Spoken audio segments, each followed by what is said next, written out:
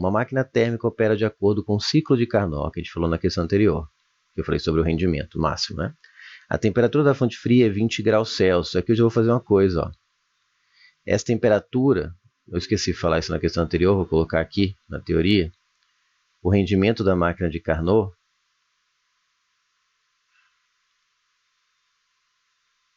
aqui, o que eu fiz? Aqui. Travou. Voltou. Rendimento de uma máquina de Carnot. O rendimento é dado para essa letra, parece um N, né? Mas essa perna maior é uma letra grega chamada eta. 1 menos temperatura da fonte fria, temperatura da fonte quente. Só que em equações aqui de termodinâmica, você precisa usar a temperatura em Kelvin. Por quê? Porque as outras escalas de temperatura, elas não têm uma relação de proporção entre si. Já que a conversão de uma para outra, por exemplo, envolve soma. Quando uma transforma a outra apenas multiplicando, você tem uma relação que permite que você substitua uma ou outra na análise dimensional, mas aqui não. Na parte de PV igual a nRT, rendimento e máquina Carnot, você precisa usar as temperaturas em Kelvin, tá? Já que eu entrei nesse assunto aqui, só para constar, o rendimento de qualquer máquina pode ser calculado como trabalho, que é quanto é convertido em trabalho da energia térmica fornecida pela fonte quente.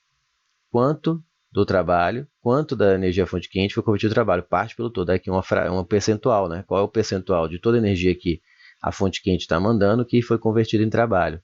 Outra maneira é 1 menos o Q da fonte fria pelo Q da fonte quente. Essas duas equações servem para qualquer máquina. Para a máquina de Carnot, você tem extra essa equação aqui para determinar o rendimento dela, que é uma máquina ideal. Então, o que eu ia fazer? Já vou converter, vamos lembrar aqui, para converter de Celsius para Kelvin, basta pegar a temperatura em Celsius e somar 273. Então, essa temperatura aqui, eu já vou somar 273 e já vou colocar aqui, T da fonte fria, 20 mais 273 dá 293 Kelvin. Já deixa aqui, que provavelmente você vai precisar e aí não tem que ficar fazendo no meio do nervosismo ali da questão. E não tem o risco de você substituir por 20 porque se distraiu. E a máquina em cada ciclo realiza 100 joules de trabalho. Sabendo que o rendimento da máquina térmica, que é de Carnot, é 25%, é baixo assim, o rendimento ideal, o máximo, tá? Mesmo no rendimento ideal, uma máquina térmica, se não tiver uma diferença de temperatura bem grande aqui, ele ainda não é assim, oh meu Deus, 99,9%, não. Fica em torno de 25, 50, você vai ver nas questões aí. E que ela realiza um ciclo a cada 4 segundos. Assinale o que for correto. 0,1. A quantidade de calor fornecido pela fonte quente é 550 joules. Eu tenho o trabalho e tenho o Q da fonte quente. Cadê? A quantidade de calor fornecida... Não, eu não tenho. Eu quero o Q da fonte quente.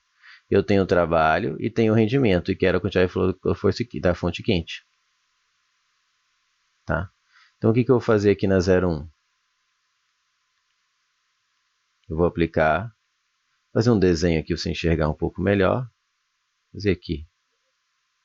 Sempre lembre esse desenho aqui, que ele é muito útil.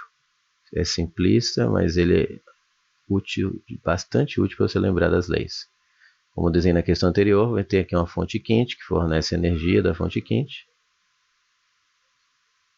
Parte é convertida em trabalho. E parte é jogada para a fonte fria. Então, você vai ter o 0,1, que diz que o rendimento é igual ao trabalho, dividido pelo calor fornecido pela fonte quente. Substituindo o rendimento, já deu que é 25%, 0,25.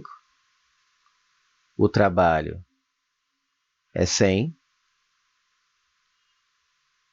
E eu consigo descobrir o quanto foi fornecido pela fonte quente. Fica 100 por 0,25, que dá 400 joules. E ele falou 550, então está incorreto. Vamos para 0,2. A quantidade de calor recebida pela fonte fria é 300. Aqui basta fazer uma ideia de conservação também. O calor da fonte quente é convertido em trabalho mais o que sobra para a fonte fria. Se o calor da fonte quente já vi que é 400 e o trabalho já vi que é 100, o calor que é desprezado para a fonte fria é 300. Como que eu deduzi essa equação? Pelo desenho. Ó. Isso vira isso, mais isso. Então, a 0,2 está correta. 0,4. A temperatura da fonte quente é menor do que 120 graus Celsius. Aqui ele falou da temperatura de 120 graus Celsius. Vamos pegar a equação do rendimento da máquina de Carnot. O rendimento da máquina de Carnot fala que é 1 menos T da fonte fria por T da fonte quente. Aqui é onde a continha é um pouquinho mais chata. 0,25, 1. T da fonte fria eu já coloquei, ó, 293 para não esquecer. E eu quero o T da fonte quente. Passa esse termo negativo para cá, 293 por T da fonte quente, fica positivo. O 0,25 joga para cá, 1 menos 0,25 dá 0,75. T da fonte quente, então, vai dar 293 dividido por 0,75. E aí, a hora que está pause e vai fazer continha, eu vou olhar minha colinha aqui. Cadê? Isso aqui vai dar aproximadamente 391 Kelvin. Convertendo para Celsius, porque a afirmação está sobre Celsius, né?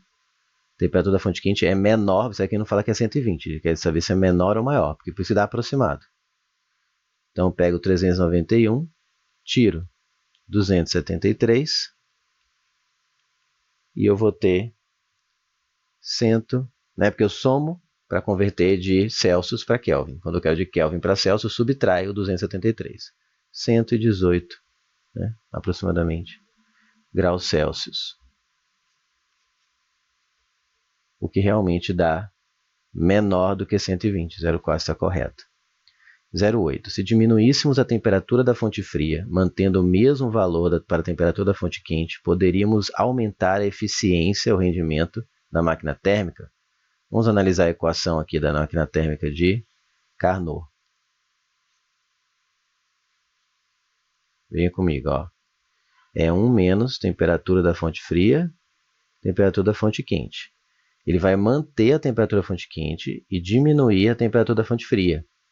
Então, esse aqui ele vai fixar. E aí, o que ele vai fazer? Ele vai pegar essa temperatura e diminuir. Como isso aqui é uma fração, esse valor aqui, ó, quando ele diminui a temperatura da fonte fria, esse aqui é o denominador, essa fração perde valor. Né? Diminui, porque eu estou diminuindo o numerador da fração. Ela diminui como um todo, o seu valor. Como é 1 menos esse valor, se esse aqui diminui, subtrai menos do 1. Né? Subtrai um valor menor do 1. Então, essa conta aqui fica maior. Logo, o rendimento aumenta. Então, se eu fixar a temperatura quente, diminuir a temperatura fria, deixar ela mais fria, sim, na verdade ele fala que diminui, né? Você aumenta o rendimento. E aqui ele fala que diminuiria. Não, aumenta. Iríamos aumentar a eficiência. Correto. Esse não é correto, tá? Aumenta, né? Que nem você viu ali. Você diminui aqui, diminui essa fração, então subtrai um valor menor do 1, então o N, o eta, melhor, fica maior. Você aumenta o rendimento quando você diminui a temperatura da fonte fria. Correto. E, finalmente, a 16. A potência útil fornecida pela máquina térmica é 400 watts. Finalmente entrou essa parte dos 4 segundos, né? Lembra de definição de potência? Espera aí, essa que eu fiz agora, eu coloquei a numeração errada, gente. Essa aqui é 0,4. Essa é 0,8. E agora sim é 16. A potência, a gente vê em vários exercícios de trabalho de energia, principalmente, em qualquer parte da física, é energia sobre tempo. Então, ele falou que a potência é 400 watts, só que a energia é de 100 joules a cada ciclo. E cada ciclo ocorre a cada 4 segundos. Então, são 100 joules a cada 4 segundos. 100 joules de energia por um tempo de 4 segundos. Então, dá 100 sobre 4, não 100 vezes 4. Então, não dá 400 watts, mas sim 25 watts seria o correto. Portanto, aqui está incorreto. E o gabarito fica 0,8 com 0,2, 10, com 4, 14.